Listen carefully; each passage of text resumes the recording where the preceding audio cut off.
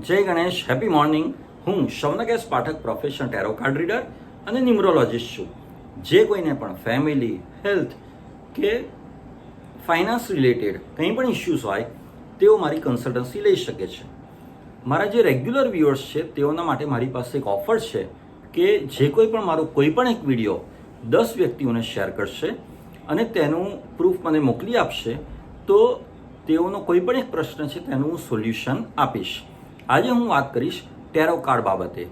Screen ઉપર આપને જે ટેરો કાર્ડ દેખાઈ રહ્યું છે તે છે સાયલન્સ.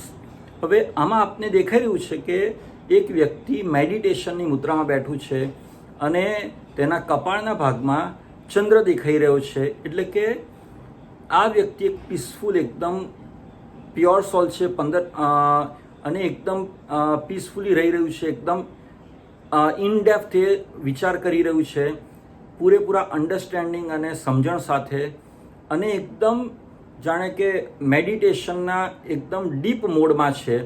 અને એ વ્યક્તિ પોતાનું અંદરથી આનંદ શોધી રહ્યું છે અને જ્ઞાન શોધી રહ્યું છે. અને એટલે આ શું દર્શાવે છે કાર્ડ કે અત્યારે તમારા માટે શાંત રહેવાનો સમય છે.